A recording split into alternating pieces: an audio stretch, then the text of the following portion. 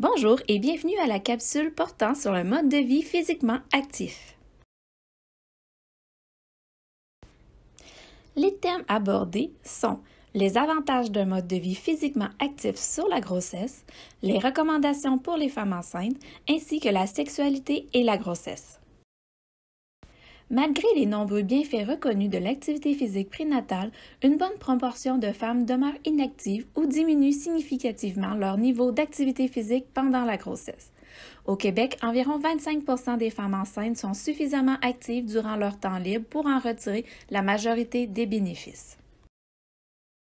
L'activité physique durant la grossesse réfère à la pratique régulière d'exercices qui font travailler le cœur et les poumons et qui chauffent un peu les muscles et les étirent. Une activité de plein air, de conditionnement physique, de danse ou tout simplement une marche avec le conjoint. Les déplacements actifs et plusieurs travaux ménagers intérieurs et extérieurs peuvent permettre de retirer des bénéfices associés à un mode de vie physiquement actif. Avant d'entreprendre un programme d'exercice physique, il est nécessaire d'en parler avec votre médecin. Vrai ou faux? Est-ce que je serai plus rapidement sur pied après l'accouchement si je fais de l'exercice physique pendant la grossesse? Oui, grâce à une meilleure condition physique, vous récupérez plus rapidement. Il y a de nombreux bénéfices à l'activité physique. Un mode de vie physiquement actif permet d'avoir une meilleure santé psychologique.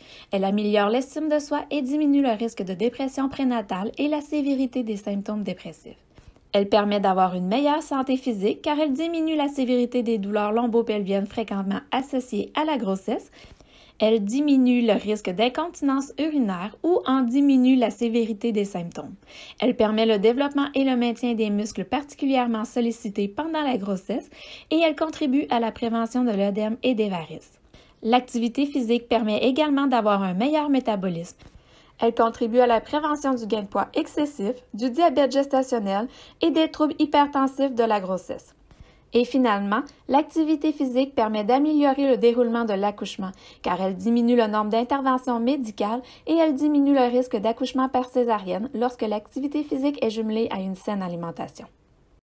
Afin d'améliorer votre santé cardiovasculaire, il est recommandé de pratiquer des exercices d'intensité moyenne qui entraînent un léger essoufflement au moins 3 fois par semaine, de bouger avec une intensité moyenne au moins 30 minutes par jour et des tranches de 10 minutes d'exercice physique peuvent aussi produire des effets positifs. Une fatigue excessive est à éviter parce que le fœtus requiert de l'énergie. L'activité qui paraissait facile avant la grossesse demandera un peu plus d'effort. Votre cœur bat plus vite et votre pression artérielle augmente un peu plus. Pour les personnes plus sédentaires, il peut être nécessaire dans un premier temps d'effectuer des activités physiques d'intensité faible, puis d'augmenter progressivement la durée et l'intensité à mesure que la grossesse progresse. Voici quelques suggestions qui peuvent vous encourager à augmenter votre activité physique.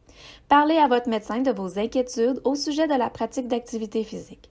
Consultez un professionnel de la santé, par exemple un kinésiologue, afin d'avoir un programme d'activité physique sécuritaire adapté à votre condition physique et à vos besoins. Pratiquez des activités physiques plaisantes qui s'intègrent facilement au quotidien. Pratiquez des activités physiques en famille, avec votre partenaire ou des amis. Il a été démontré que le soutien social a une influence positive sur les barrières liées à la pratique d'activité physique prénatale. Et surtout, ne vous culpabilisez pas si l'atteinte des 150 minutes par semaine d'activité physique d'intensité modérée n'est pas possible. Faites ce qu'il sera possible et reprenez l'activité physique souhaitée lorsque la situation le permettra. Si l'exercice paraît trop ardu, quel que soit le degré d'essoufflement ou la fréquence cardiaque, il faut interrompre et reprendre avec une intensité moins élevée. Pendant le 3e trimestre, la pression du fœtus sur le diaphragme peut rendre la respiration plus difficile. Il faut ajuster l'intensité des exercices en conséquence. Voici quelques exemples de sports recommandés et des sports à éviter durant la grossesse. On considère que pendant une activité physique d'intensité modérée, la personne doit être capable de parler, mais pas de chanter.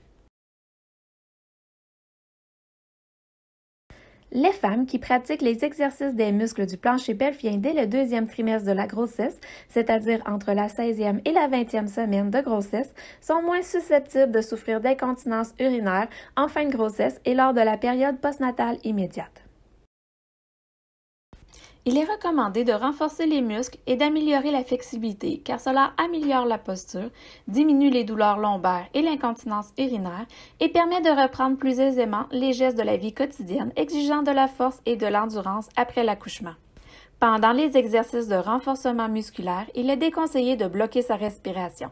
Cette façon de faire peut causer une augmentation non souhaitable de la pression artérielle et doit être évitée en tout temps et à plus forte raison pendant la grossesse. Il faut respirer normalement pendant les exercices. Lors de la grossesse, une hormone nommée la relaxine provoque l'assouplissement et la relaxation de l'utérus, des ligaments pelviens et de la symphyse pubienne, ce qui facilitera l'expulsion du bébé. Mais elle rend aussi les autres articulations du corps plus souples.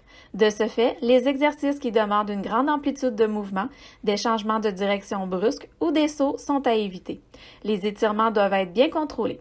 Finalement, il est déconseillé de faire des exercices en position couchée sur le dos après 4 mois de grossesse afin d'éviter une diminution de l'apport sanguin vers la partie supérieure du corps. Les exercices effectués en position couchée sur le dos doivent par conséquent être modifiés. Il faut écouter son corps pour savoir quand s'arrêter et prendre le temps de faire des exercices de relaxation. Le désir et la fréquence des relations sexuelles peuvent augmenter ou diminuer au fil de la grossesse. Le désir sexuel varie selon la période de la grossesse, selon votre état d'esprit et il faut laisser faire la nature et ses envies.